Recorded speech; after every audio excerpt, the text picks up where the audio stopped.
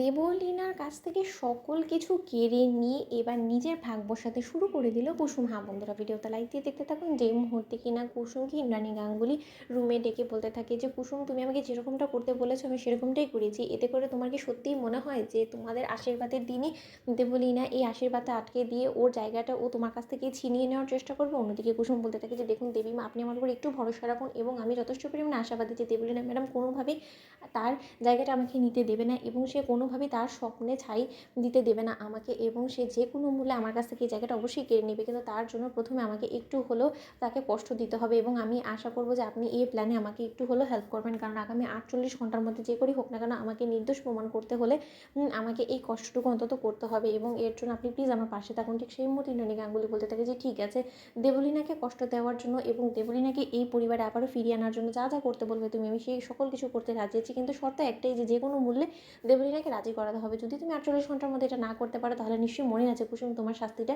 ঠিক সেই মুহূর্তে কুসুম বলতে থাকে যে হ্যাঁ, কুসুম সরকার কোনো মতেই নিজের শাস্তি ভুলবে না, দেবলীনা ম্যাডামকে যে কোনোই হোক না কেন আমি রাজি করাবোই, আমি আপনার কাছে প্রতিজ্ঞা করলাম। অন্যদিকে যখন দেবলীনার কাছে গিয়ে যখন ইন্দ্রাণী গাঙ্গুলি বলতে থাকে যে দেবলীনা, এই রিংটা নিশ্চয়ই তুমি কাল অবধি নিজের কাছে আগলে রেখেছিলে এবং কাল তুমি যাওয়ার আগে আমার হাতে এই রিংটা ধরিয়ে দিয়ে গিয়েছিলে এবং তুমি বলেছিলে যে তুমি কোনো মতেই চাও না যে এই ঈশানের ফিয়ন্সে হতে, তাই তো? তাহলে তার জন্যই আমি ভেবেছি যে এটার উপর সব থেকে প্রথমে যার অধিকার তার কাছেই আমি তাকে এটা বুঝিয়ে দিই। ঠিক সেই মুহূর্তে দেবলীনা সে পিঙ্ক ডায়মন্ডটাকে যখন অবশেষে কুসুমের হাতে পরিয়ে দেয় এবং পরানো মাত্র যখন ইন্দ্রাণী গাঙ্গুলি বলতে থাকে যে সত্যি এটা আসলে একজন ভুল মানুষের হাতে চলে গিয়েছিল, হয়তোবা ঈশ্বরের আশীর্বাদ এবং ইশারা এটাই ছিল যে তুমি এই বাড়ির যোগ্য বউ হয়ে উঠবে এবং এই রিংটা তোমার হাতেই উঠবে কুসুম, তার জন্যই হয়তোবা ঈশ্বর কাল এঙ্গেজমেন্টে এরকম করে ভেঙে দিয়েছে এবং তাতে করে আমার বিন্দুমাত্র কোনো রকম আফসোস হচ্ছে না, কারণ দেবলীনা সেই জায়গাটা তুমি নিয়েছো এবং তোমার উপরে আমার সব সময়